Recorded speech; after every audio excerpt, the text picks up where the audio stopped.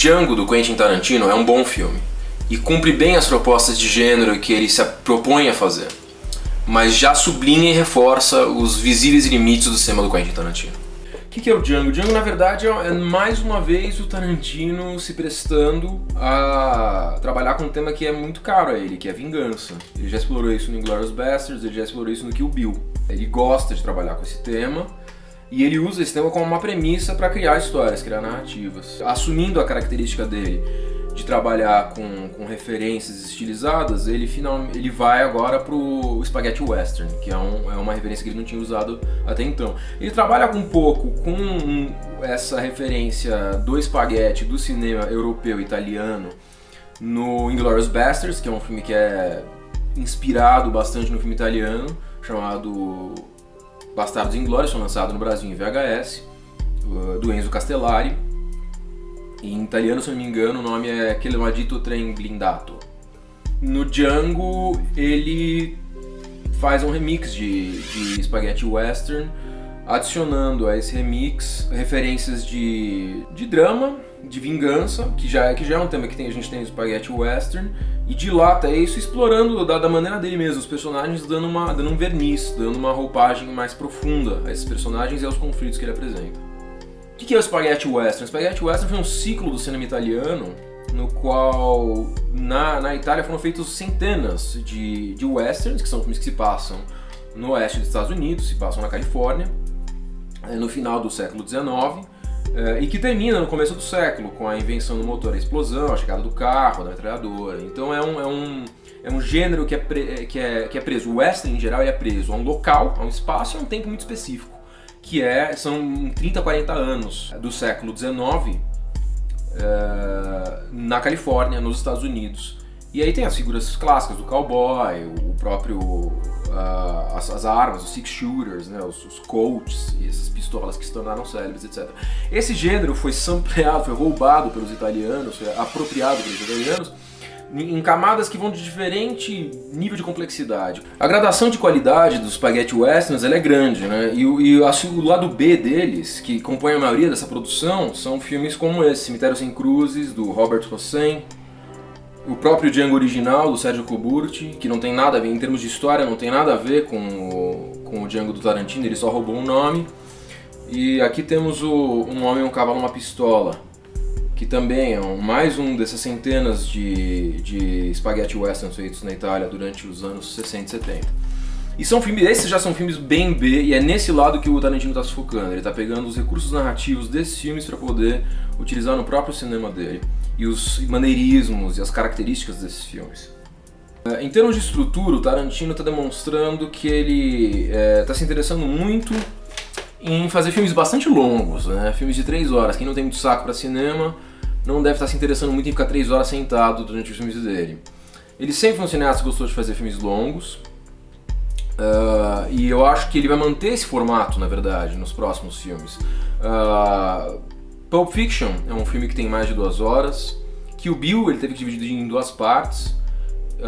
Inglourious Basterds é um filme de 3 horas e Django não foge essa regra e vai para 3 horas também. Em termos de estrutura, o que isso quer dizer? Ele foge bastante, na verdade, do Spaghetti Western, porque ele vai além. Os Spaghetti Western são filmes de 1h30, como esse aqui, que tem... quanto tempo? 96 minutos, cravado, né, quase. O próprio Django original tem quantos minutos? 90 minutos na lata. Cemitério Sem Cruzes, quantos minutos tem? 87. São filmes feitos dentro de um esquema muito industrial, e que sabiam que eles tinham que durar 1h30 para passar no cinema. O Tarantino trabalha, ele está trazendo o Spaghetti Western para a arte. O verniz que ele coloca destaca o Spaghetti Western da sua origem e faz com que mereça Oscar. Como ele ganhou agora no começo de 2003 o Oscar de melhor roteiro e de melhor ator por Christoph Waltz. Ele está levando os elementos do Spaghetti Western para outro nível. Como que acontece em termos de estrutura? A sequência inicial do filme, por si só, já tem um conflito, no qual Christoph Waltz está tentando fazer uma noite escura, no qual temos até uma atmosfera de filme de terror, e no qual há um encontro de 2 carruagens, uma delas liderada pelos captores do Django, e a outra liderada pelo Christoph Waltz, que é um caçador de recompensas. E ele imediatamente entra em conflito, ele não simplesmente compra o escravo, que é o Django, desses caçadores. Há um diálogo no qual você é apresentado aos personagens, vê as características deles enquanto personagens mesmo. Você descobre que o Christoph Waltz é alemão, tem sotaque, é um homem muito mais ilustrado e culto do que aqueles outros homens. E você vê que ele é prático e violento, pela maneira que ele mata o homem e o cavalo do outro, conseguindo deixar o outro numa situação de rendição, enquanto ele liberta o Django. E aí segue uma sequência de violência que vai permear o filme inteiro, que é a violência típica do Tarantino, sobre a qual eu pretendo falar um pouco depois. Depois dessa sequência, a gente imediatamente vai para uma outra, na qual o Django está estranhando. O Django faz às vezes do espectador, se tornando para onde vai essa história, enquanto o Christoph Waltz é o conflito, vai levando a narrativa. Ele está à frente do espectador, ele sabe o que vai acontecer porque ele está levando o Django para a cidade. Ele entra num saloon, e quando ele entra nesse saloon, o dono do bar sai correndo para chamar o xerife.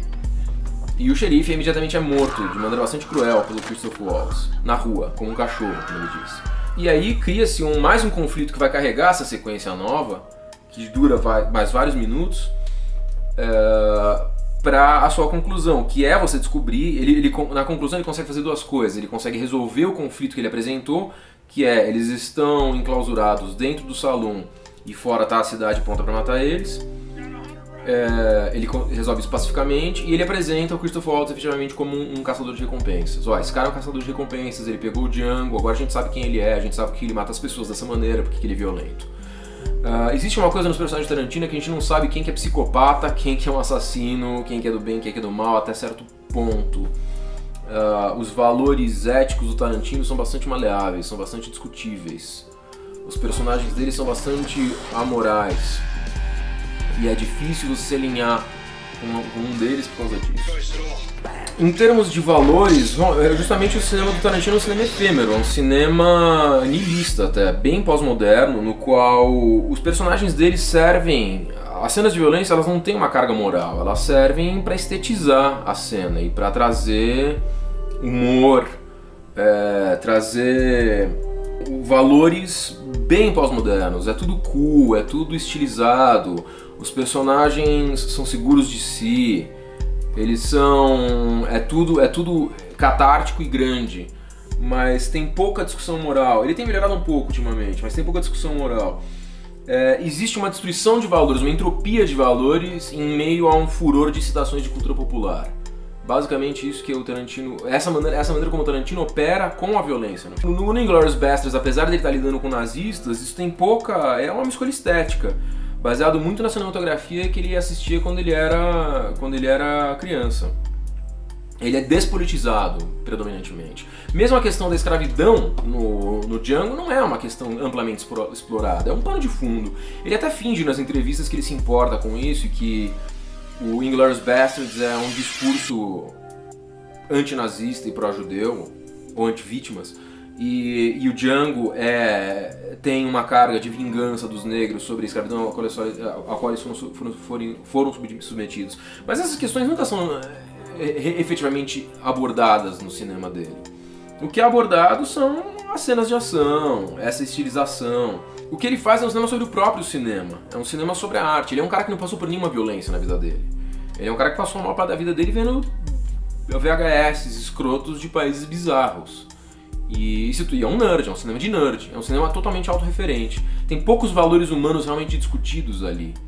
Tem a questão da vingança, que é muito forte, mas mesmo essa questão é explorado muito menos o que é a questão de se vingar para um ser humano e o que isso significa para alguém, do que é explorado jorros de sangue explodindo e manchando a parede,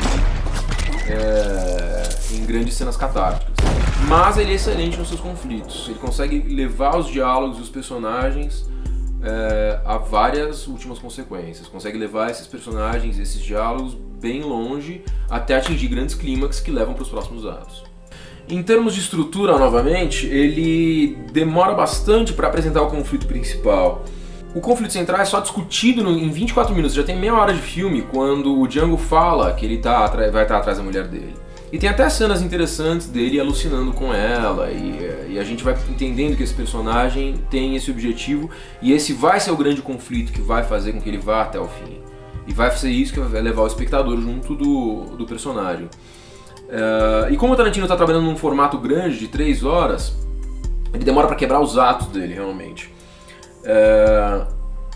Como a gente só tem a apresentação do conflito, da ideia do conflito central na primeira meia hora, na verdade é só dentro dos 53 minutos que você vai ter o momento mais humano do filme, no qual o Tarantino entra finalmente dentro de alguma espécie de humanização, de alguma espécie de relação humana sendo explorada no cinema dele, e ele mostra a dificuldade que o Django tem de matar um homem. Quando o Django está na montanha, com um rifle, mirando num homem, mas ele tem dificuldade em matar. E até que o personagem do Christopher Waltz fala pra ele: escuta, esse cara matou pessoas e mais pessoas pra poder comprar a fazenda no qual ele tá.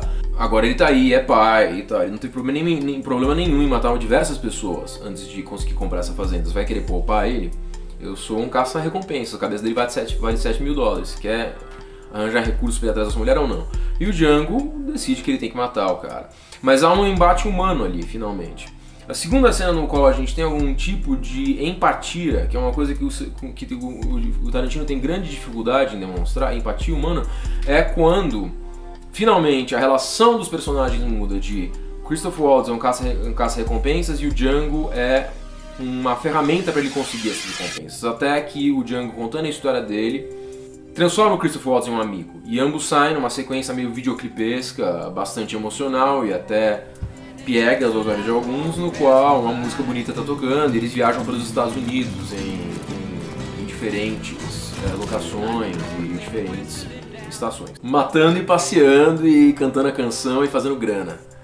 E finalmente isso se torna também... Alguns maneirismos de cinema italiano estão presentes, inclusive em termos técnicos, zooms indo para os personagens, que hoje em dia são vistos como exagerados, e isso sim realmente cafonas, tem bastante disso, os letreiros iniciais e a trilha sonora, uma trilha sonora meio cantada, meio pop,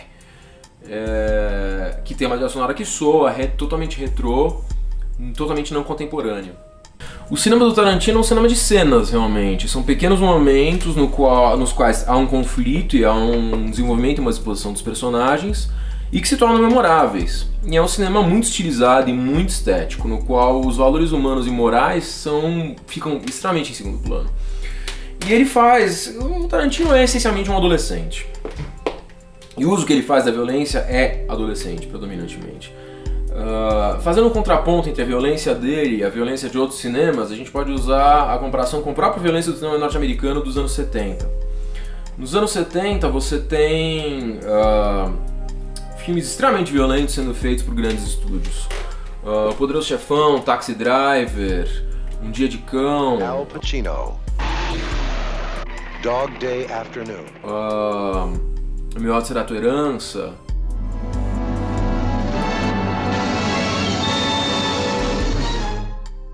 Laranja Mecânica, são filmes muito violentos, filmes que trazem a violência para o mainstream. Até O Exorcista, que num contexto de fantasia traz a violência, mas ainda assim é um filme bastante pesado. Mas a violência urbana aparece, com os filmes do Martin Scorsese, do Brian De Palma, ela aparece de uma maneira muito intensa. É esse cinema muito que vai formatar o Tarantino. A diferença da violência dos filmes dele e da violência desses filmes é que esses filmes têm uma violência socialmente e eticamente engajada. É uma violência que está falando sobre a violência urbana, está falando sobre a desumanização das pessoas, está falando sobre a guerra do Vietnã. É uma violência que está falando sobre o mundo dos anos 70 e está sendo crítica aos próprios Estados Unidos. A violência do Tarantino não tem preocupação social nenhuma. É uma violência simplesmente estética, absolutamente exagerada, com sangue borrifando para a parede de maneira grandiosa e catastrófica, na qual, como eu tenho reiterado, a afirmação estética e a estilização está acima de tudo. Ele faz um cinema pós-moderno. É por isso que o Tarantino faz tanto sucesso com cenas jovens, é por isso que o Tarantino é associado a rock and roll, é associado a subculturas, ao punk, é associado a um estilo de vida alternativo. E a gente estilosa, você não tem fãs do Godard, ou pelo menos você tem em menor escala, ou fãs do Stanley Kubrick que são tão afetados quanto os fãs do Tarantino. Os fãs do Tarantino são quase como fãs de uma estrela de rock. Isso é porque o cinema dele é um cinema muito estetizado, voltado para essa estetização extrema, no qual as aparências importam mais do que tudo, muito mais do que com outros cineastas. Fãs do Martin Scorsese podem ser pedantes e afetados, e usar uma gravatinha, uma boininha ridícula, fumar charuto, os óculos escuros, etc e tal. Mas os fãs do Tarantino dão um passo a mais nesse sentido. Eles são mais pedantes, mais afetados, e eles querem mais ser estrelas de rock. E é por isso que ele é cultuado como uma estrela de rock. O Tarantino, nesse sentido, é um cineasta, para usar um termo babaca, um cineasta rock and roll. Ele faz um cinema de aparências, mas ele também coloca profundidade nele quando ele reforça essas cenas, esses personagens, esses diálogos, e consegue levar o B para outro nível. E é por isso que o cinema dele consegue agradar dois públicos distintos e trafega entre esses públicos. O cinema do Tarantino agrada desde gente que vê cinema mainstream, Velozes e Furiosos, até gente que realmente gosta de Stanley Kubrick e cinema europeu. E por quê? Porque ele pega o B e ele coloca mais valores. Ele coloca mais valores nesses filmes de exploitation, em cinema chinês, em cinema de segunda linha.